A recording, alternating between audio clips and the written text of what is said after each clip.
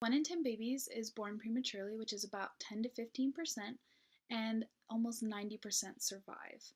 I want to explain the details of what a NICU stay entails, as well as how you can show your support. I have had 3 nieces that have been born prematurely and have had extended stays in the NICU. I had twin nieces that were born at about 25 weeks, and they had a stay in the NICU of about 3 months. I also had another niece that was premature, and she stayed about 2 months in the NICU. There are many babies that are being born in the NICU, so it's important to realize what that entails for those parents and the ways you can help. I just wanted to cover the NICU technology today and bonding with the preemies and ways you can help. So with the NICU technology, washing your hands, although it's super basic, that's the first step at the beginning of the NICU. You start by scrubbing your hands for 5 minutes. You are given a half sponge, half bristle brush infused with soap, and you use that to wash your hands as well as a little pick to get under your nails.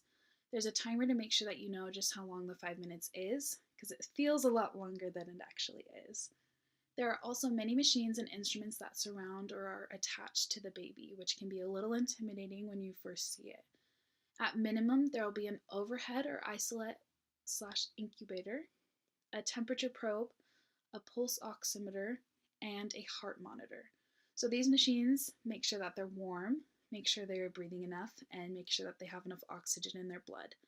The isolate or incubator is a clear covered crib that protects the baby from germs and the outside world. And WebMD states that there are other needs for your baby. There could also be a transcutaneous oxygen and or carbon dioxide monitor, an IV, umbilical catheter, ventilator, a CPAP machine, a cranial ultrasound, a chest x-ray, abdominal x-ray, echocardiogram, and phototherapy. So for example, my niece had jaundice, so she underwent phototherapy, and here's a picture of her, as well as she had a reservoir placed in her head because she had brain bleeding and excessive fluid in half of her brain. Many of these machines help the baby to maintain their daily bodily functions while their little bodies are growing and trying to be able to do them on their own. And some ways you can bond with your preemie or with a preemie of someone you know is to touch the baby as much as possible. It can be a little intimidating because sometimes their skin is translucent and they just seem too fragile to touch, but by using the kangaroo care technique, that can help your child grow and develop even faster. And the kangaroo technique is essentially skin to skin contact. So most likely you will have no shirt and the baby will just be without a diaper and you'll just have that skin to skin contact. Studies have shown that a mother has thermal synchrony with her baby, and that if her baby was cold, her body temperature would increase to warm up to the baby and vice versa. And that was found from the American Pregnancy Association. Also found through them is you can do this by using a gentle touch and stroke motions. Also, another important thing to do is to speak to your baby and learn their behaviors. So let your baby set the pace for your time together, and you'll both be able to get the most out of it, is found in Kids Health. Also, talking to your baby can recognize your voice and be comforted by hearing you. And in addition to talking, you can read or sing to the baby, as told by the American Pregnancy Association. Your baby can have limited stays during their NICU visit, and family members are often allowed to come in and visit and hold the baby.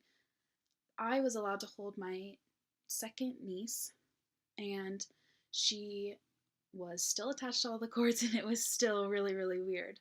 But for that hospital, only 4 people were allowed to see the baby besides the parents the entire stay. Whereas my twin nieces that were born, as many people could come, but they were still super tiny, so nobody got to hold them. But I was able to touch their hand through the incubator. So how you can help from home is you can donate money. There are many platforms you can donate money to, such as March of Dimes or NICU Helping Hands. And you can also make or donate comfort items, such as incubator covers, which are essentially blankets with dark underlays so that it'll cover the light that's getting into the incubator so the babies can sleep. Also, clothing items to send home with the parents.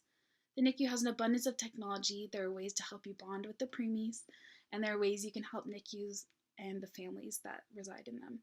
Even though you may not have or had a preemie in the NICU or know someone who does, there are still ways you can help out the families and NICU staff with all the bills and supplies that they need. By knowing what a NICU stay entails and how you can show your support, you can help those families in need when they are struggling the most.